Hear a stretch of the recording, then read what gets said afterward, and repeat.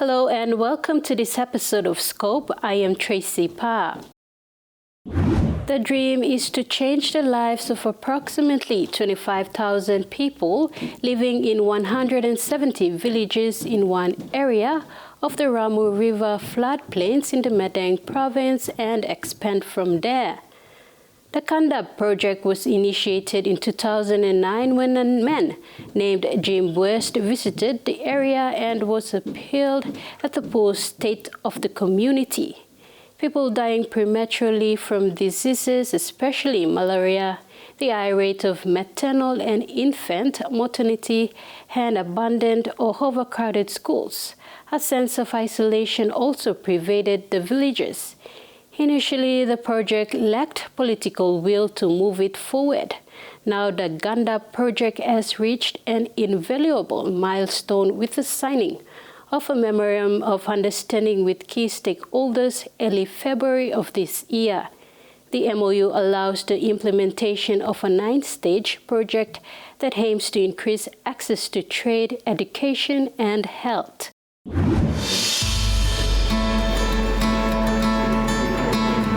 When I heard about the medical condition and the survival rate of your children, which is some of the worst statistics in the world, it really touched my heart.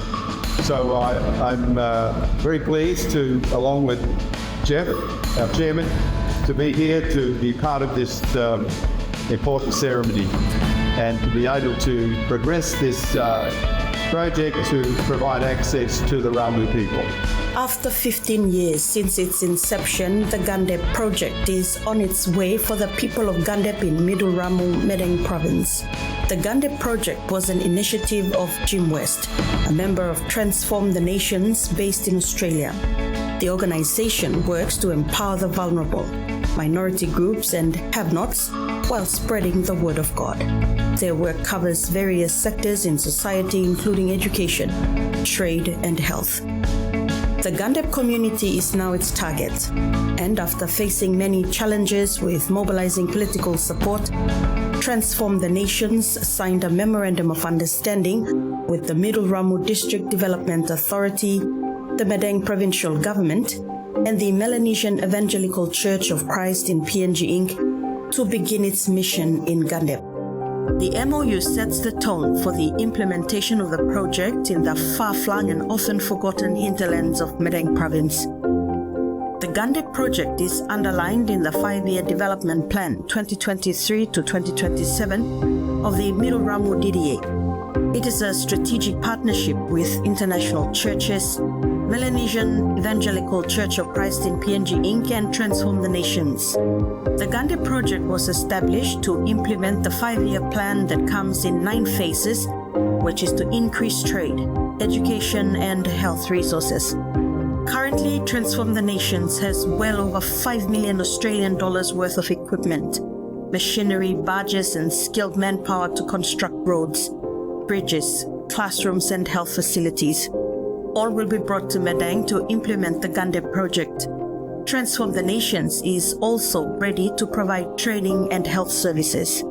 One of their great wishes is that we would open up more access to this community with all other stuff, but if you can't get in there, you can't do anything, and so access is a big part of this project. But we're really looking to do more work with the Bible College, with health and education. And TGN had a great deal of expertise in education and setting up schools, Christians. We do want to just recognise what God has done here. The parties have agreed that Transform the Nations will meet all costs to freight its machinery and equipment to Madang's New Tribes Mission areas. Middle Ramu DDA will meet costs to mobilize these materials into Gandep and Middle Ramu. The Middle Ramu DDA and the provincial government will work with the national government to ensure that the plant and equipment being moved from Australia to PNG will enter PNG tax-free and or on duty-free basis to enable a smooth transition of shipment. The Middle Ramu DDA will fund the operational costs of works as outlined in the plan. All funding will be managed by Transform the Nations with full accounting reports of income and expenditure to match the works delivered to Australian standards. A working committee will be set up. Graham Kerr, International Director for Transform the Nations, was thankful for the opportunity to continue their mission in serving the people of God. On the other hand, the government was also thankful for the opportunity to work alongside churches to bring in development to this remote area. I'd like to state that the Madang Province government has recognized the efforts that Transform PNG is trying to achieve and it's best to our people, the people of Gandep and Middle Ramu and Madang. I recognize that the organization and the church as well are not profit-oriented organizations. And therefore, in order for the private citizens, our people in France, in Australia, India, Mumbai, who've come a long way to contribute, not with assistance of the government, but on their own is a tremendous effort. Only comes from those with the heart to help us. Acting Planning Director David Turek, on behalf of the provincial administration, stated that with due law processes, it was imperative that any external investors into Madang Province or any other province need to consult with the Planning Division to apply entry and exit processes. This sets a proper pathway for development, but also in benefit sharing opportunities and sustainability of the investment. So any project that comes in or investment programs coming into the province, we have to ensure that all these things are in place. We have to understand what is the background of your business and what is your exit plan. When you finish, what is the plan left behind? It must be initially it must be discussed. There's a vocal point at the provincial administration planning office, so that we understand it and we take the cue from there. While the planning director was happy that an international partner was assisting one of Madang's least developed districts, he encourages the following proper processes and protocol. If Gandep wants to come, I'm happy that these are our friends. Planning has been communicating with them. We, just like I said, we want to ensure that they come and they implement and whatever programs they can on this benefit, and also they could assist us in our development challenges issues. That's why we really want to help them. But the consultation is very important. Understanding of the programs with the administration sectors is very important. Then you go directly to the community. Mr. Turek stated that in the past, the president was set with no proper entry and exit paperwork done at the administration level, as direct approach to political members diverted the investors from contributing to beneficial aspects of the agreement in terms of tax and landowner benefit sharing.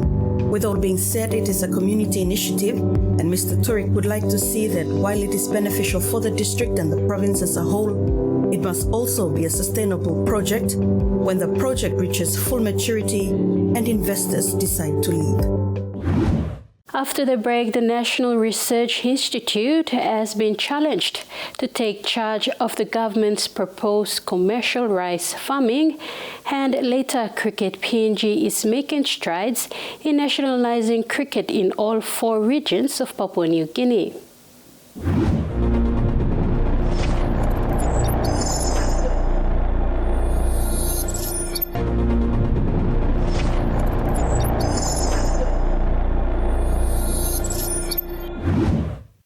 The National Agriculture Research Institute of Papua New Guinea has been challenged to take part in the state's proposed commercial rice farming project.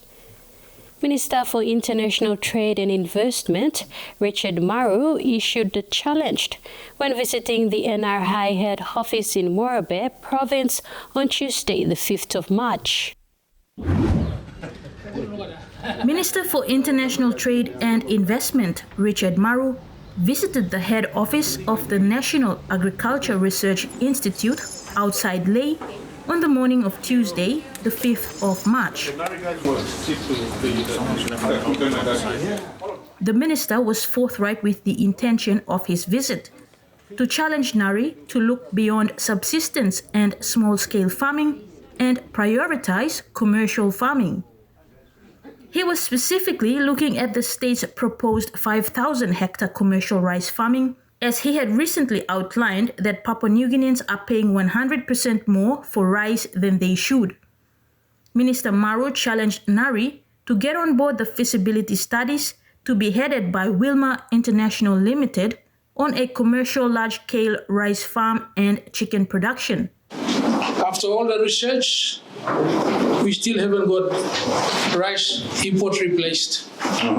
So you have to question the value of Nari. 40 years on, nearly 49 years on. Why haven't we done that? Why are we still importing corn and bringing all the feed from outside the country? Why is it that we can't grow our own chicken and we're importing from China? 300 million a year. We can't keep talking about subsistence farming in this country. We have so many youths unemployed. We need to generate wealth, opportunities for our farmers. Why is it that the rest of the world has moved on the last 8 years and we haven't?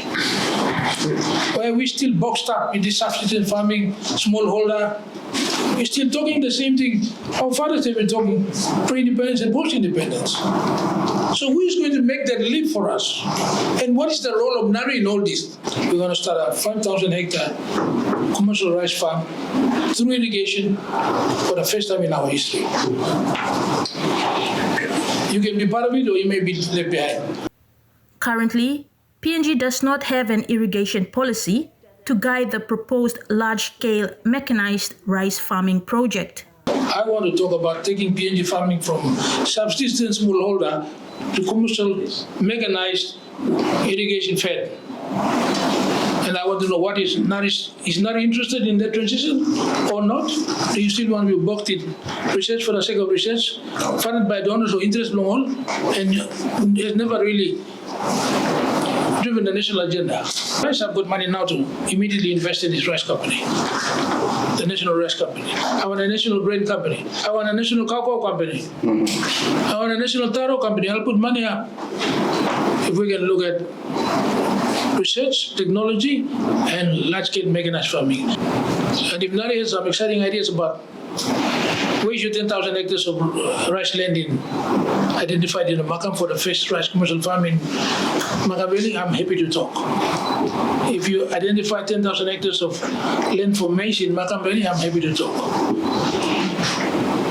We want to pull together the private sector now and bring joint venture partners together with government, and let's talk about commercial farming and large-scale farming. Nari Program Director, Dr. Berta Komolong, said Nari does not have a single person who has experience of doing policy research. We have to come to realize that obviously there are a lot of other areas that Nari needs to have expertise in doing the relevant research that needs to be done.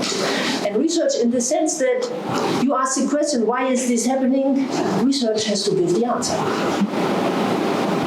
But you need also people who understand how to do policy research, to query the irrigation policy. So right now in Nari, we don't have a single person who has experience in doing policy research. Many areas in agriculture research that nobody really considered as part of being agriculture research, including social research. We want to mobilize 87% of the population who are still very much comfortable in the subsistence space. So what are really the triggers and incentives that can make them jump from their own comfort in their villages and communities to leave this comfort zone and risk certain things to now put it into a commercial space? Minister Maru then tasked Nari to come up with a proposal and a memorandum of agreement that should be signed in the next few weeks. When we come back, we'll wrap up episode 5 with taking cricket across the country.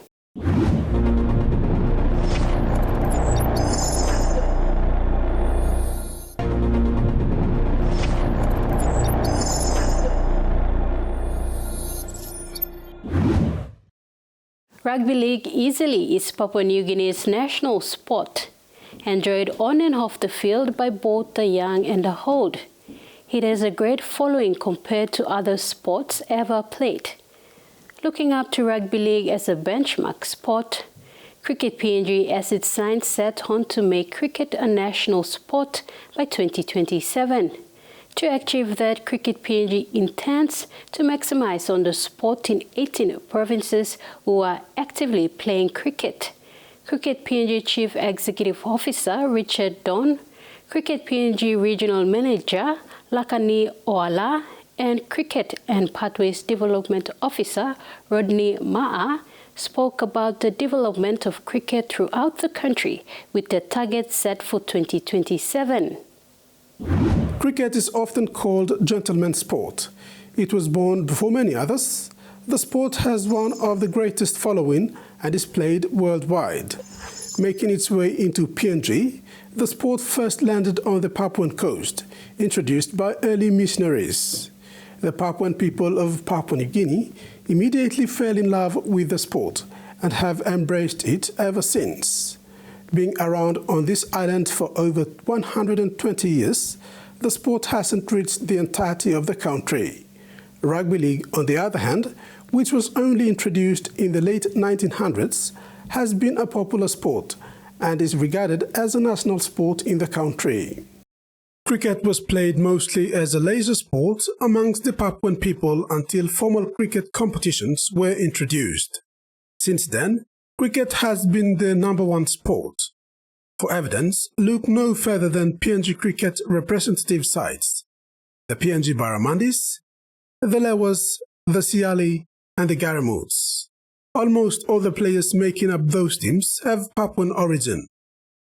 In an effort to change this trend, Cricket PNG is adamant to get everyone involved in the sport in all the regions across the country.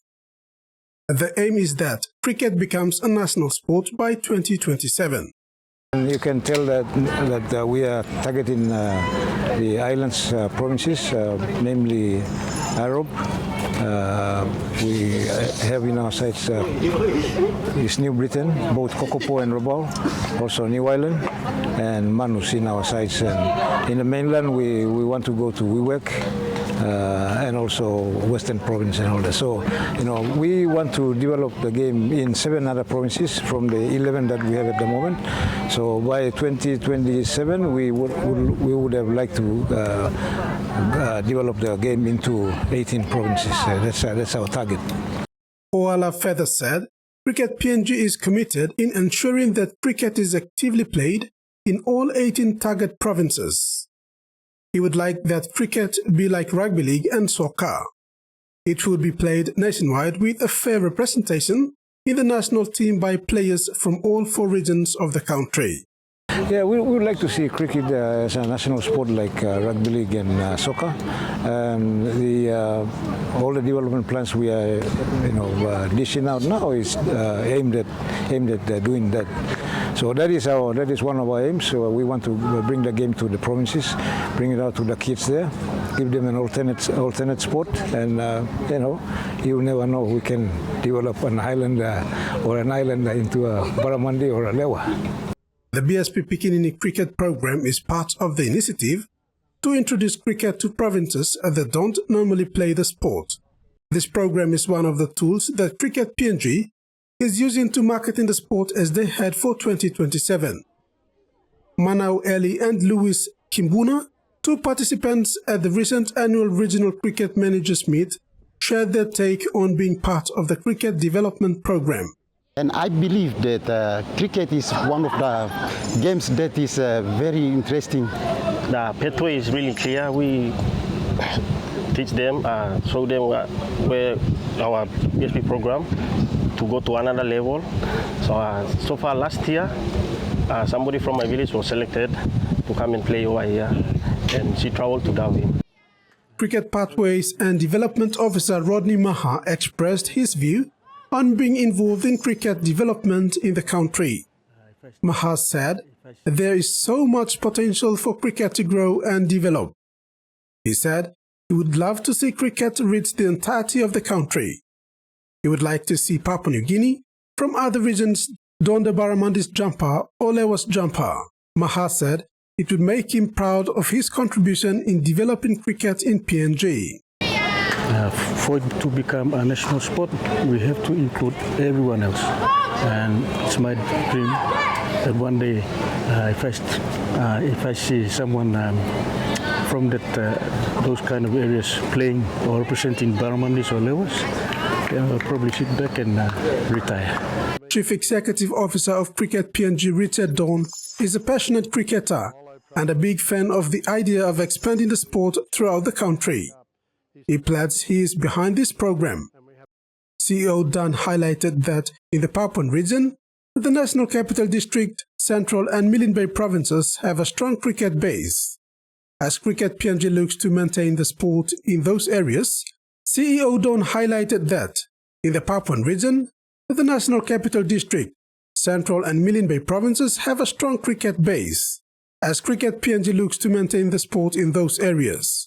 Dawn said Cricket PNG appointed 6 regional cricket managers in 2023 to kickstart this program. These cricket managers will be rolling out school cricket programs as they spread the sport in their respective regions.